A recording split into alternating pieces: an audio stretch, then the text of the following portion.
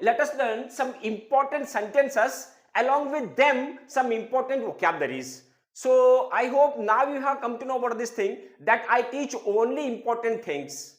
अगर आपने मेरे प्रीवियस वीडियोस देखे हैं तो मैं बहुत ही डिफरेंट सेंटेंसेस बताता हूं और डिफरेंट वोकैबुलरीज बताता हूं। जैसे कि कॉमन सेंटेंसेस या कॉमन वोकैबुलरीज में नहीं बताता क्योंकि वो सभी को आते हैं। तो आज भी हम लोग कुछ डिफरेंट सेंटेंसेस सीखते हैं जो लोगों को इस टाइप के सेंटेंसेस बनाने के लिए बहुत ही मुश्किल होता है। तो एक with in 10 minutes we will become completely familiar with all 10 sentences. I will teach you 10 sentences.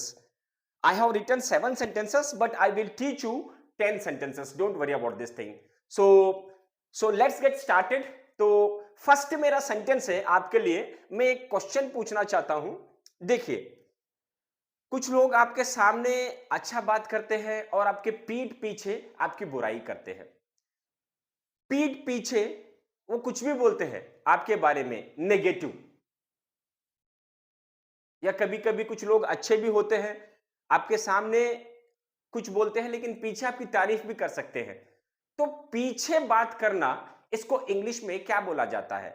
वो आपके पीठ पीछे आपका मजाक उड़ा रहा था, वो आपके पीठ पीछे आपका मजाक उड़ा रहा था। तो इसको हम लोग इंग्लिश में कैसे बोलते हैं? Do you know the answer? वो आपके पीठ पीछे आपका मजाक उड़ा रहा था।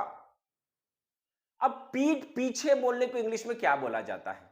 देखिए, मेरा फर्स्ट सेंटेंस वही है, he was making fun of you. He was making fun of you, वो आपका मजाक उड़ा रहा था। बिहाइंड यूर बैक, क्या बोला जाता है? बिहाइंड यूर बैक, आपके पीठ पीछे वो आपका मजाक उड़ा रहा था। देखिए, quite interesting no, very intriguing sentence. देखिए, बहुत ही डिफरेंट सेंटेंस जैसे मैंने बोला था, as I told you, see I am walking my talk, I am walking the talk, isn't it? So walk the talk बोले तो आप जो बोलते हैं वो करते भी है और निभाते भी है, उसको क्या बोला जाता है? Walk the talk, walk the talk बोला जाता है। So I am walking the talk, मैंने बोला था कि बहुत इंपॉर्टेंट चीजें सिखाऊंगा, तो ये भी बहुत इंपॉर्टेंट है। देखिए कैसे बोला जाता है, वो आपके पीठ पीछे आपका मजाक उड़ा रहा था। He was making fun of you behind your back, क्या बोला जाता है? Behind your back, behind her back, behind his back, behind my back, ऐसे बोला जाता है। So let us get to next sentence. देखिए, कभी कभी एक इंसान को सब कुछ पता होता है लेकिन वो ऐसे नाटक करता है जैसे कि उसे कुछ भी नहीं पता। वो दूसरों को बेवकूफ बनाने के लिए ऐसे बिहेव करता है जैसे कि उसे कुछ नहीं पता। एकदम नाटक करता है वो, हालांकि उसको सब कुछ पता है लेकिन दूसरों के सामने ऐसे नाटक कर रहा है कि जैसे उसको कुछ नहीं पता। ये तो एक बेवकूफ इंसान है, वो एक बेवकूफ इंसान के जैसा बिहेव कर रहा है, लेकिन है वो बहुत इंटेलिजेंट। तो वो एक बेवकूफ इंसान के जैसा बिहेव कर रहा है, सब कुछ जानता है लेकिन फिर भी दूसरों को बेवकूफ बनाने के लिए वो खुद बेवकूफ बनने का नाटक कर रहा है, एक्टिंग कर रहा है। तो इस टाइप के सेंटेंस को हम लोग कैसे बनाएंगे इंग्लिश में? हालांकि वो इंटेलिजेंट है लेकिन दूसरों को बेवकूफ बनाने के लिए वो खुद बेवकूफ है जैसे कि वो दिखा रहा है अपने बिहेवियर में या अपने टॉक्स में। तो इसको कैसे बोला जाता है? देखिए, बहुत ही इंपॉर्टेंट है। इसको बोला जाता है ही played dumb about it, he played dumb about it. देखिए, प्ले डम बोला जाता है, ये पास्ट है इसलिए मैंने प्लेड लिख दिया है। प्ले डम का मतलब होता है प्ले डम, मतलब जानबूझकर बेवकूफों के जैसा नाटक करना। ही इज प्लेइंग डम about it, he is playing डम अबाउट इट। देखिए, वो कैसे बेवकूफ के जैसा नाटक कर रहा है कि जैसे उसे कुछ पता ही नहीं। लोगों को बेवकूफ बनाने के लिए खुद बेवकूफ है ऐसे दिखा रहा है, लेकिन सच में वो बहुत ही इंटेलिजेंट है। सो प्ले डम मतलब नाटक करना। उसके बाद ये काम मैं चुटकी में कर सकता हूं। आपको इंग्लिश सिखाना मैं चुटकी में सिखा सकता हूं। कुछ भी काम चुटकी में कर सकता हूं। तो कैसे बोलेंगे? ये काम तो मैं चुटकी में कर दूंगा, ये काम तो मैं चुटकी में कर दूंगी। तो काम को चुटकी में कर देना, इसको इंग्लिश में कैसे बोला जाता है? ओके, सो देखते हैं इसे इंग्लिश में कैसे बोलते हैं। I can do it in a jiffy. In a jiffy बोला जाता है। I can do it in a jiffy. In a jiffy मतलब चुटकी में। I can teach you English in a jiffy. अगर आप if you listen to me carefully, then there is no any doubt that you guys are not going to learn English. If you pay your attention to my teaching, then 100% you will learn English. There is no any doubt in that. ऐसे I can teach you English in a jiffy. मैं आपको English चुटकी में सिखा सकता हूं। वैसे ही next sentence की ओर बढ़ जाते हैं। देखिए, कुछ लोग होते हैं छुपे Rustam. Do you know what does the mean of छुपे रुस्तम? वो बहुत ही छुपा रुस्तम है। छुपा रुस्तम मतलब वो अपना टैलेंट कभी दिखाते नहीं है। They do not showcase their talent. ऐसे फुजूल में वो अपना टैलेंट नहीं दिखाते।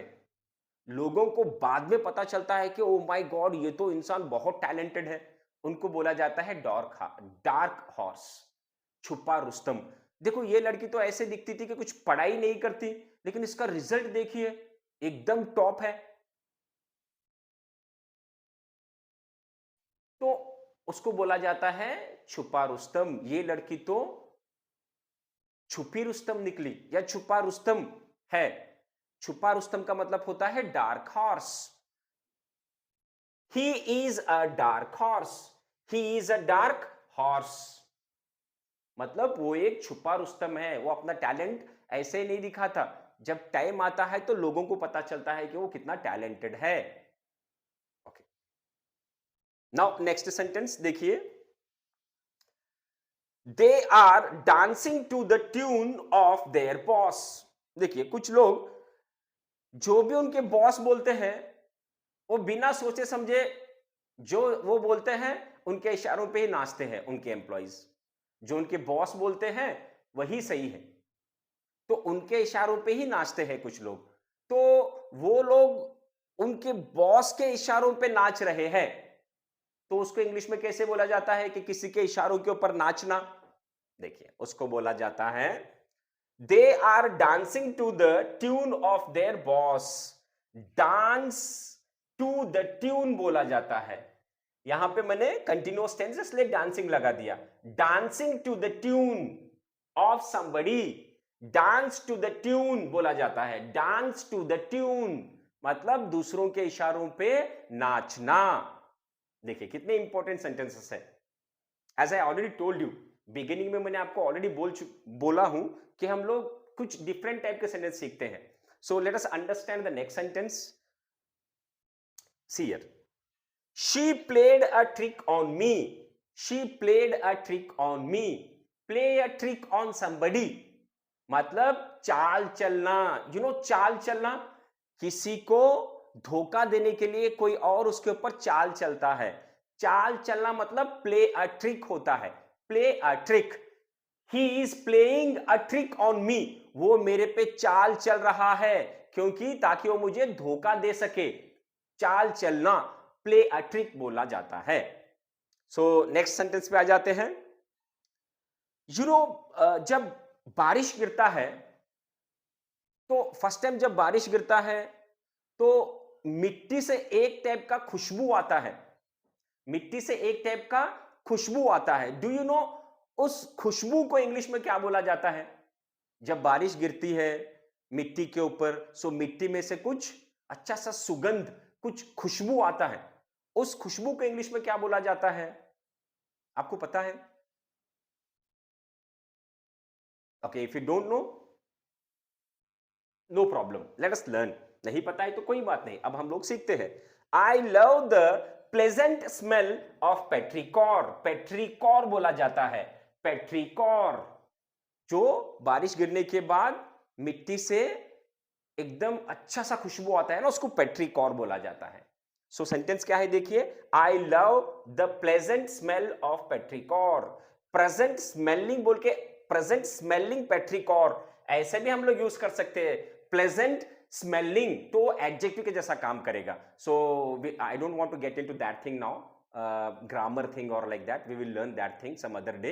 So anyhow, we are learning some different sentences, and side by side we are learning vocabularies, English vocabularies. देखिए, अभी तो मैंने 7 सेंटेंस बनाए हैं, और उससे पहले भी मैंने एक सेंटेंस बोला था बीच में, तो उसको यूज करने के लिए हम लोग उसको अगर हम यूज करेंगे, काउंट करेंगे, तो टोटल 8 सेंटेंस हो गए। पर मैंने बोला था आपको 10 सेंटेंसेस सिखाऊंगा। तो अभी 2 सेंटेंस हम लोग सीखते हैं, कुछ और वोकैब्युलरी सीखते हैं। देखिए, अगर आपको बोलना है चेयर एक के अंदर एक डालकर रखो, चेयर क्या है, एक के अंदर एक जमा कर कर रखो, या एक के अंदर एक करेक्ट करके रखो, उसको कैसे बोला जाता है? स्टैक दी चेयर्स। क्या बोला जाता है? स्टैक दी चेयर्स, स्टैक दी चेयर बोला जाता है। ओके। और कुछ, और एक लास्ट में आपको वोकैब्युलरी सिखा देता हूं। वैसे अगर आपको कुछ पूछना भी है तो आप लोग कमेंट बॉक्स में लिखकर पूछ सकते हैं। देखिए, एक एग्जाम में पूछा गया था, he wrote the answer with black ink और बाय ब्लैक इंक और टू ब्लैक इंक और ऑन ब्लैक इंक। ये एक एग्जाम में पूछा गया था, एक कॉम्पिटिटिव एग्जाम में। आपको आंसर आ सकता है क्या? He wrote the answer with black ink और बाय ब्लैक इंक और इन ब्लैक इंक। क्या यूज किया जाएगा? देखिए, ही रोट द सेंटेंस और he wrote the answer by black ink, with black ink और इन ब्लैक इंक। एग्जैक्टली कौन सा सूट होता है देखिए।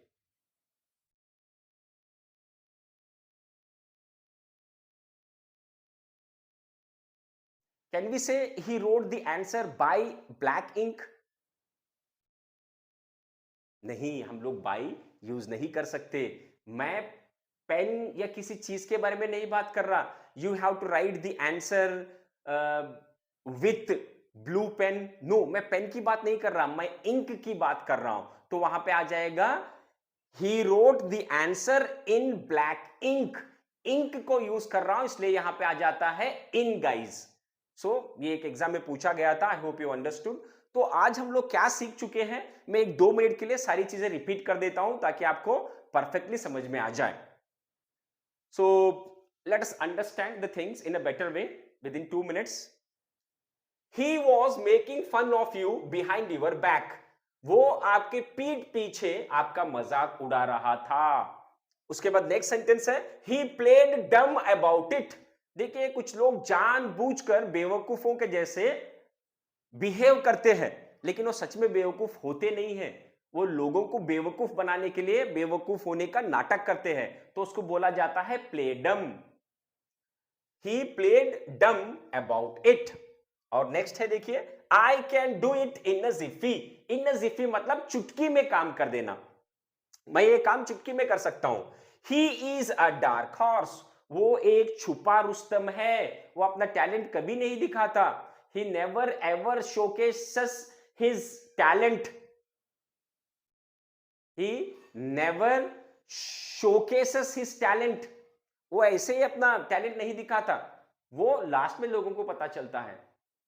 उसके बाद देखिए, they are dancing to the tune of their boss. वो लोग अपने बॉस के इशारों पे नाच रहे हैं। उसके बाद देखिए, नेक्स्ट सेंटेंस है, she played a trick on मी। वो लड़की मेरे पे चाल चल गई। वो लड़की ने चाल चला मेरे पर। चाल चला मतलब धोखा देने के लिए चाल चलना बोला जाता है। So she played a trick on me. उसके बाद देखिए, I love the pleasant smell of petrichor. जो बारिश का पानी गिरता है मिट्टी के ऊपर और उसमें से एक सुगंध आता है, जो स्मेल, स्वीट स्मेल आता है, उसको बोला जाता है पेट्रिकॉर। ये सारे इंपॉर्टेंट चीजें आई होप आपको समझ में आ चुके होंगे. And one more thing, if you have any confusion, any doubt, and if you don't know about some vocabulary, if you want to come to know about that vocabulary, you just type your sentences and send your sentences in the comment box, and I'll make sure that I am going to check all the comments, and I will give answers to your comments. So one more thing, guys, I need your support. Please do subscribe to my channel, and we are going to learn ample of things, so that please do subscribe to my channel. Thank you.